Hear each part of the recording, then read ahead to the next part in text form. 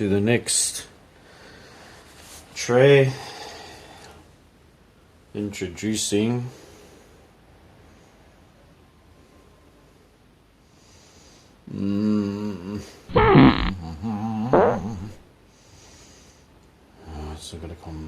it's not gonna come to me. All that's coming to me is the information about where it grows in southern coastal Brazil. It's kind of like it grows like a cattleya, so it grows quite out in the open actually, on rocks. So it's a bit of a lithophyte, this orchid. So the roots seem to be loving the sphagnum moss, and they're all rooted in there really well. But if it didn't, I would try probably volcanic rock. It has flowers that are on a short peduncle, pedicel, dark pink. Put the name on the screen for you. This is it says a dry winter rest, but according to a lot of growers,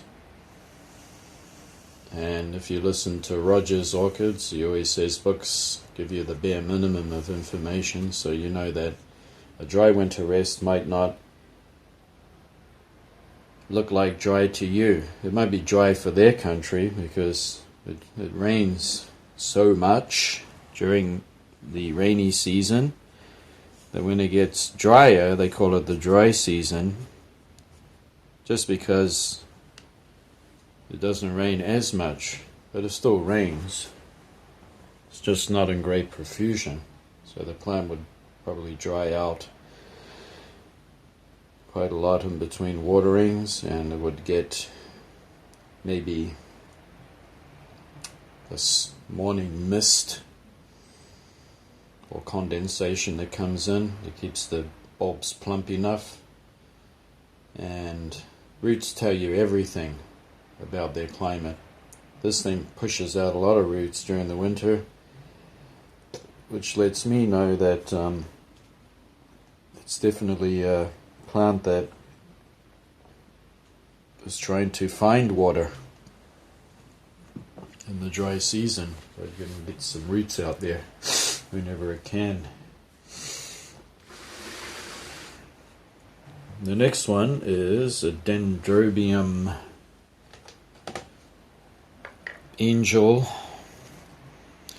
Baby Green Eye, which is a hybrid between hybrids over and over again. The flowers don't look so much different, but I think this has got some monoliforme, the Japanese dendrobium, because I've seen this growing in a pot outside all year, even when it gets down to -8 one year. The plant itself was still doing fine. It had a little frostbite on the ends of the leaves, but it's pretty frost hardy too, pretty tough. This is quite a small plant yet. It'll get a little bit bigger. Cane's a little fatter. But the reason why I like this one is because of the amount of flowers it has. It has big bunches of flowers. White with a little yellow.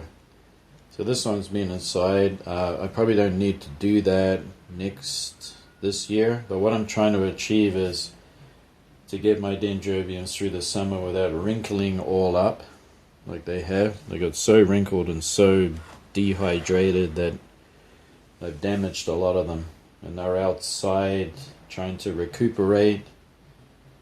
They won't have any flowers this year, of course, because they're in a rack, and I'm waiting for them to have new growth. And my goal is to have them go through summer and to protect them from the harsh sun, so give them even more shade than I've been providing last year. Talking myself to death. Okay, Cattleya boringiana. I've never seen anything like it. Look at these roots. They're so interesting. I mean, this thing is just giving me the sense that it is a prolific grower. And what's interesting is that I looked it up, and it had a pretty interesting write-up about them. Super long. I mean, look, I've got to put it down on the floor so you can see the top. A lot of you know this, but for me it was something that I don't know about, so I want to just share what I know, because what's interesting about it is it grows right out in the open in some of the most hottest parts of Brazil. They're really hot, and they can be right out on bare rock, right out in the open and grassy areas, open grassy areas, and it can put up with temperatures that are almost freezing without any problem. I think once it goes below freezing, they'll start to die. When they've seen these plants in habitat, they've even seen them chewed right down to nothing. Like literally there's nothing left of the plant whatsoever but just roots and the remains of whatever's left of this. So there was nothing left. The animals have eaten the whole thing right down to the ground, and they still grow perfectly healthy. They just shoot again and then start growing. So this thing is a master of making root systems. So just by looking at it, you know that this thing is super tough and super hardy. I would even give it a try if you were living in places like Melbourne or areas like that in Australia, where you have cold winters and you have Mediterranean or mild hot summers. I think you could give Beringiana a go, and I think it would grow really well for you. Not forgetting that during the winter it's drier. It's not bone dry, but it's drier. And this one's growing in moss, so this moss dries out quite a lot before I water it again. And it just loves it. Look, green tips. This thing has beautiful flowers. The last time it flowered, it was from here, and they were a cluster, light pink. I was sniffing them every day because I wanted them to have fragrance, but I didn't detect any. But never know. Might give some fragrance next time. Okay, another dendrobium that's been inside because I got this from a friend. It's got a Japanese name, Himetome, Dendrobium Himetome, and it has buds. So the flowers are supposed to be quite large for this particular hybrid. It's an old hybrid, and it even has a new shoot growing off it, nice fat canes. Once again, the moss is very old in there. Doesn't bother the plant one bit because, remember, you just don't over fertilize. That one will be going outside. There's even buds here, look, around the back. This one will be going outdoors for the summer when I have to do a better job keeping them hydrated and growing so that they get nice, fat and healthy before the winter comes. These are all cuttings. Dendrobia monoliforme varieties, and this one here is the name, I can't remember the name, I'll try to put it on the screen if I remember to do so. Once again, I have been growing dendrobiums like this from keikis, but I've been screwing up big time, doing something wrong. But actually in here these ones are fine. I've been doing fine. The roots seem to be alright too, and I think they're starting to grow down into the medium, but with other plants I take keikis off them, and the nobiles, and they have roots and everything, and when I pot them up I keep them moist, and then the damn things die. So I don't know what that is.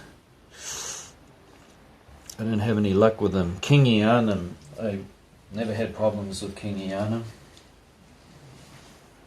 Doing keikis, they just grow fine. This one has been up and down and up and down. My fault. I gave it fertilizer and then it built up in the medium, but it's on the recovery now. And it is another maxillaria. You can see all this damage here. It had terrible shriveling of the bulbs and everything like that. I have some much bigger ones, and I took cuttings off them and I tried growing those, and they came to nothing. They didn't grow any roots. And I had them in a self-watering system so that they didn't dry out, and they just didn't come to anything. They just died. So I don't know what I did wrong at all. I have no idea what I did wrong. This one is starting to recover now, and I'm not going to over-fertilize it. I'm just going to fertilize it every 1 or 2 months at the most, and it's going to bounce back. And it's a Maxillaria intermedia. It's a very small flowering variety. It was a variegata, no, something along those names. Anyway, it's good to see that it's alive and it's going to come back.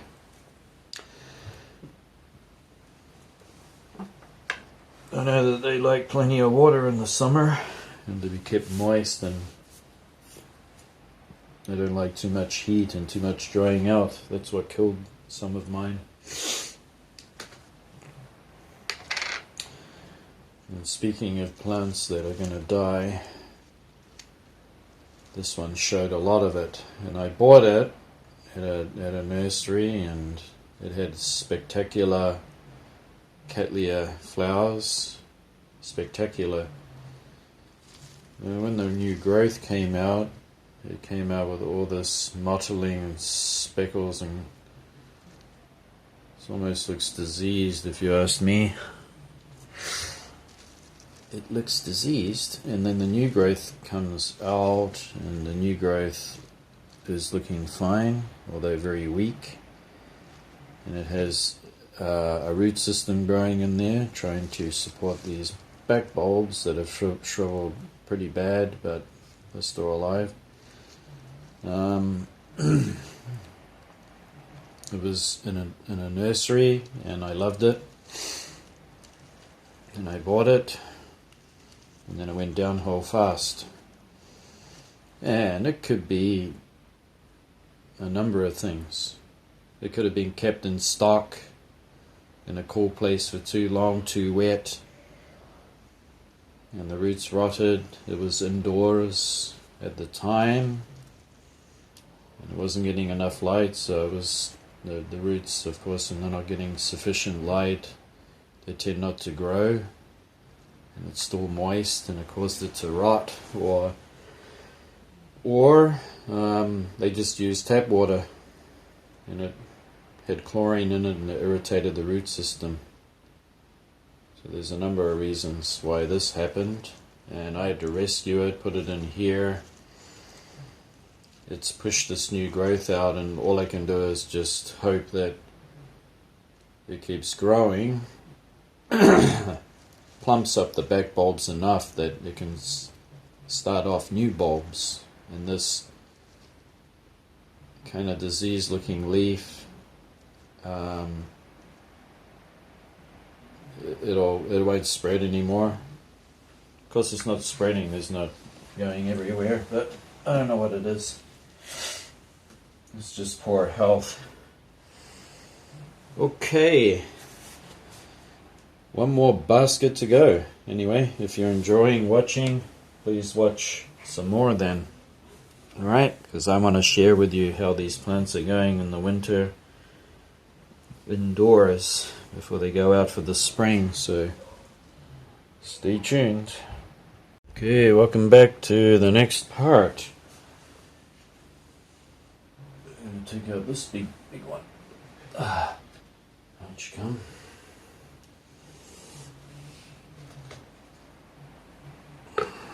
This is Laeliocattleya Blue Heaven, an old hybrid. These are the sticky things I have. Sticky traps. I got the odd fungus gnat hanging around. Can you see how big these bulbs are? Nice and fat. They fattened up once the autumn came around, and 1, 2 are the new bulbs, and it's even pushing out a new one here. You can see it right there. It was starting to make a flower out of one of these bulbs here. I think it was this one, and it didn't come to anything, which is no big panic, no big deal, as long as the plant's healthy. These leaves are kind of, pretty leathery, pretty thick, pretty strong. I had it outside, and there's a lot of light. It got actually full sunlight every morning, and I just caught a fungus gnat. Bye bye, you died. I don't have many fungus gnats in here because I keep on top of them. And I repotted it into here because it's such a vicious, well, not vicious, it's such a fast grower. It was a present from the elderly lady. She said that it's very tough, very hardy. I'm looking forward to when it flowers, when it does. But for now, I'm kind of happy and pleased that it's been growing so well, and it's got a good root system here. You can see that the growing tips there are nice and green.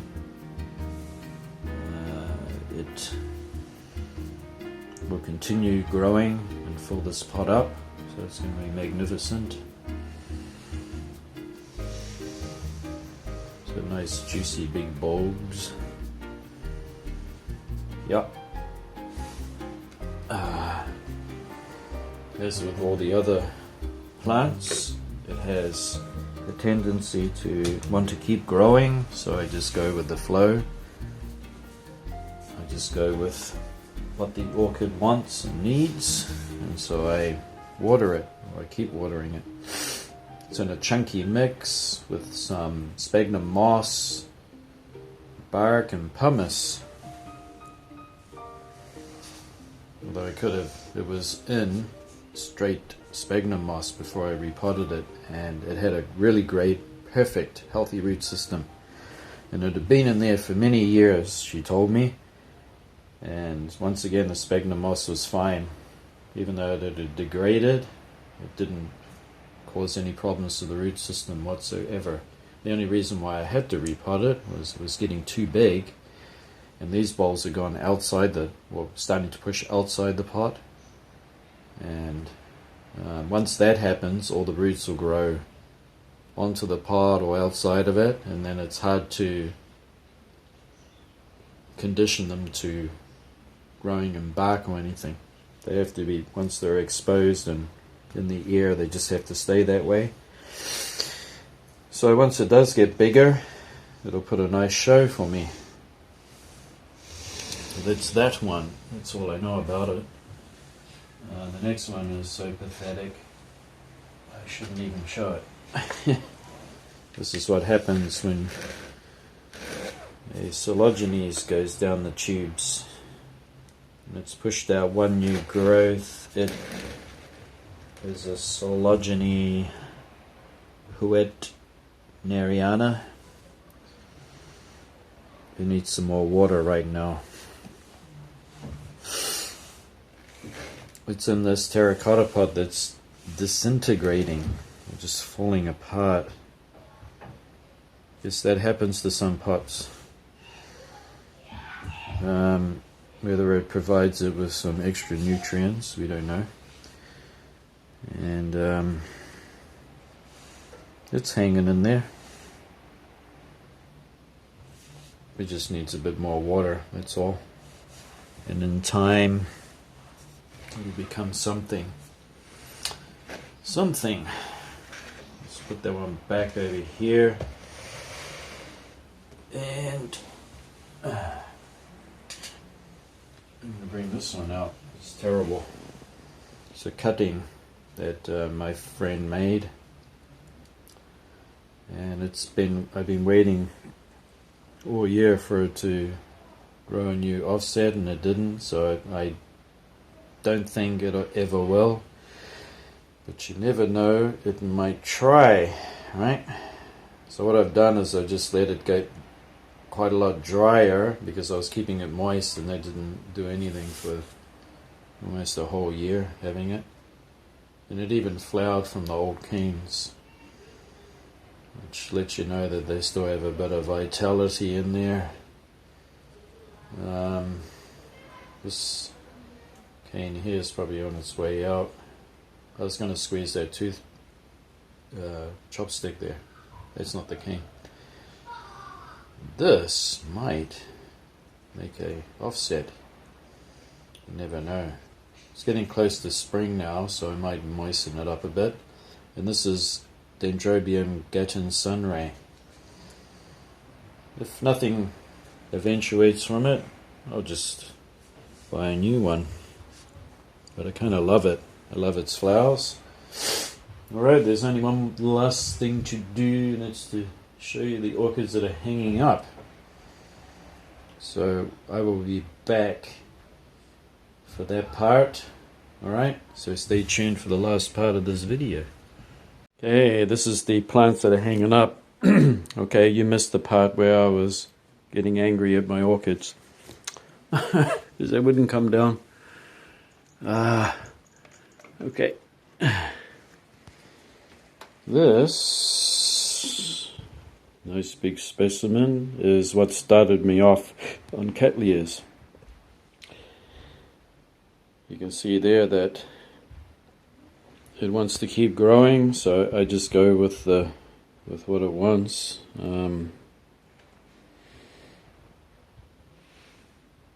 Can you see that twisted cane there? That's because it was underwatered. Hopefully it'll push the twist out. This thing is very, very healthy. It's growing in bark and pumice, and during the summertime when it gets midsummer, it tends to want to go a little bit dormant or semi-dormant because of the heat. Tried to push flowers out during the summer, but it got so hot. Every day was 35, 36 degrees, which is about 95, 98 Fahrenheit, and it discarded the flower and the bulb rotted that was on it. So what it does do is it flowers in early spring instead. And it'll have fragrant yellow flowers, beautiful yellow. So this is a mini Cattleya. It started off life, as you can see all the cuts there. Many bulbs were cut off because when I first got it, I repotted it, not knowing what I'm doing, and I did it in the winter, and it got a fungal issue, and then it just spread, and it kept going. And the way I got around the fungal issue was I did two things. The first thing I did was I used hydrogen peroxide, yeah, blah blah blah, I'm always saying it, but nothing would give the plant a chance to recover because the fungus kept attacking it, and it just couldn't have a chance to heal. The hydrogen peroxide gives the plant a chance to heal. It just kills the fungus, knocks it back, okay? And then in turn, the plant, instead of being attacked by fungus all the damn time, it's got a chance to heal. Once it's healed, fungus will come back naturally, but it's already got a nice root system and a good immune system going, and it should be fine, so you don't need to use hydrogen peroxide, right? That's what it does. It kicks back the fungus that keeps attacking it. And you got to do something. I mean, I can't just sit there and hope and pray that it's going to miraculously recover while fungus is having a go at it. And another thing that I did once I did that was I didn't water it. I let it go dry. So I had to let it have a good dry period. And then when I watered it, it was only when it was starting to grow new roots after the big attack of fungus. Okay, these days, the plant's nice and healthy. It's been growing really well for the past 3 years. And every winter it comes back inside. I either put it on the floor or hang it. And it insists. It wants to keep growing. So I let it. And it doesn't have high temperatures. Everyone's worried that Cattleyas need really high temperatures. It's not going to do well. It's not going to grow. It won't flower. It's going to go down the tubes. It's going to die. But that's not necessarily true. There's two things I require. Number one is to dry out before the next watering. Number two is you keep the airflow going. And give it as much light as you can. So even if it's dull and grey, if you've got it pretty close to a window, it's still going to do fine, don't worry. They come from those areas, as you know, that get very harsh summers and that, but they're only just trying to be opportunistic and to grow where other plants can't grow. So they have a little advantage over other plants, and they use that advantage and they grow there. It doesn't mean that they like it. It just means that they can dominate one area without being swamped and overridden by other grasses and plants and shrubs. Then it wouldn't be able to grow and have a good success rate. But because it's got that little advantage of putting up with more heat and putting up with more dry, it is able to inhabit trees and rocks and all of that where other plants find it difficult to live. And so it is able to reproduce and to colonize without too much competition. But it doesn't mean that it likes it, okay? It still has to struggle, even in its native environment. If that makes sense to you. Got a nice Tillandsia there. Eusynoides. Okay, next one. This is one that's called Cattleya Iricolor. And I saw this, and it's got some burns on it. It's definitely sunburn, because it's right in the middle there. That one's got some sunburn. It's not spreading, it's staying put. So it's just a result of the weather, or how hard the summer was. It has pushed out a nice new growth right there. Alright. And it insists it keeps growing too. So then I water it. I put a wire over the top there because it's got this root ball that's gone into the sphagnum moss, but it's falling out of the pot because it's quite shallow. So there's not a lot of sphagnum there. It typically has fusiform bulbs that are corrugated. Can't remember the fusiform means tapering off at the bottom, so it looks like a muscle. Just remember, a bicep or a tricep muscle tapers off at the bottom and it's fusiform. It's coriaceous leaves or leathery. Can't remember the technical term for that, but it typically has bulbs that have ridges in them. It's not that it's underwater, they just grow naturally like that. And it comes from Peru. And it's a tropical living cattleya, so it wants to grow all year round. No real dry period. And it has the most amazing, beautiful flowers. Not only are they beautiful to look at, but florally, they're one of the most fragrant, as they say, cattleyas out there. It was described by one grower as flowering in his greenhouse, and the aroma could be smelt by his next door neighbor. It was that floral. So you know what, I'm really looking forward to this thing flowering for me. And it really caught my eye. At first, what caught my eye was the flowers, because they kind of have the colors of a rainbow. Yellows and pinks and purple. Could be purple or blue as in the flowers. So this thing is going to be magnificent when it flowers. I'm looking forward to it so much. Yeah, and I have here, I've shown this already. This is a hybrid between Neophoenicia falcata, the Japanese native vanda, and another plant. It could be Rhincostylus.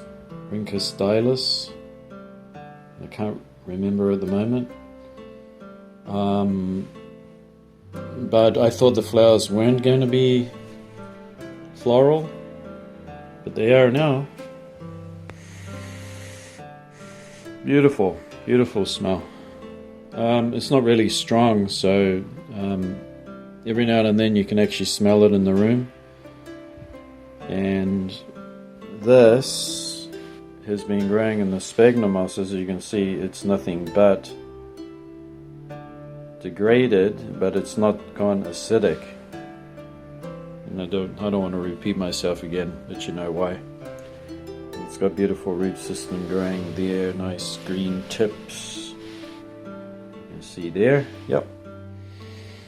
Spending its life up here. It hangs up on this hanger, and everything is awkward and makes me throw a tantrum sometimes trying to get things done.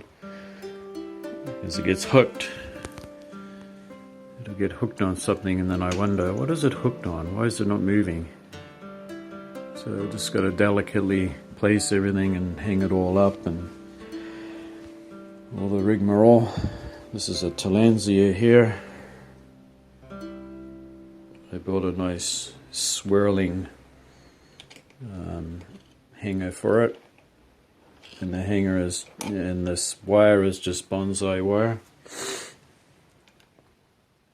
You can see here the temperature is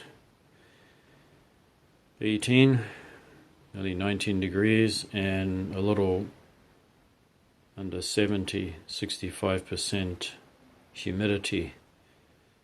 And outside in Japan, well, not today. Today's humidity is a little higher, but during the winter, the humidity goes up during the night, get up to about 60%, and it'll drop right down to 30 or under during the daytime. And rain is very sparse, very sparse. You can have up to 1 or 2 rainy days a month during the winter.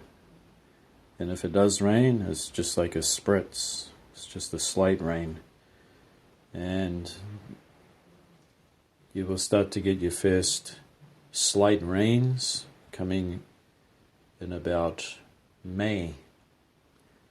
So from now we still have 2 more dry months, even though it's officially spring. And down here, I want to show you this. Alodia. I thought it was a goner, but it's not. I staked it. I got it from my friend. She says it has beautiful white flowers, and it hasn't offset or anything, but then it hasn't declined or anything. It's actually growing at the top. Alodia. It's a terrestrial orchid. Everyone described it as looking like corn, and I said, yep, sure does.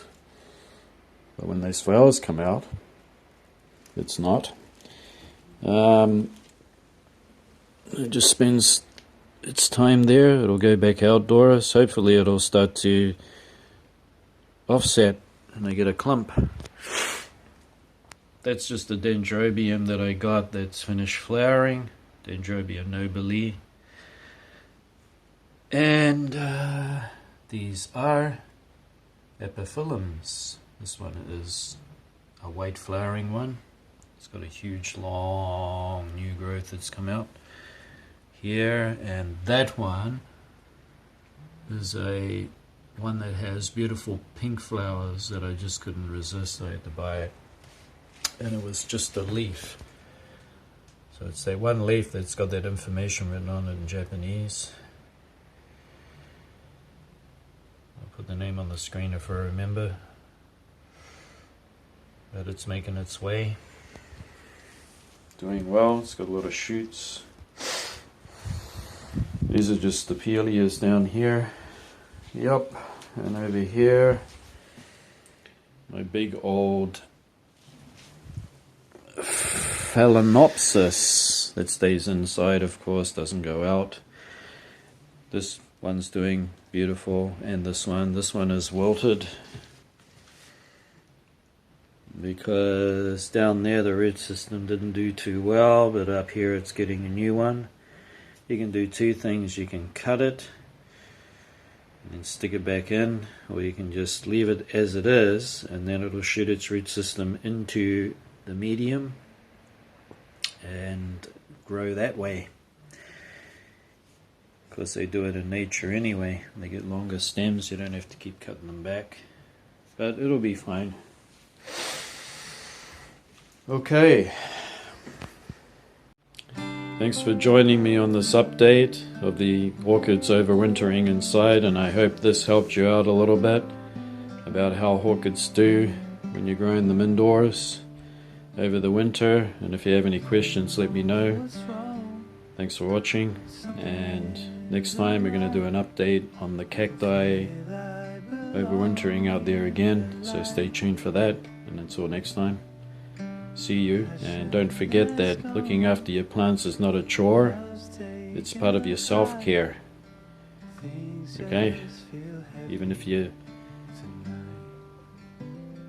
not having a great day, they're there to make you have a great day. You just get out there and you get your watering can, take your plant down and look after it, and you'll feel much better for it. Anyway, until next time, see you. Bye bye.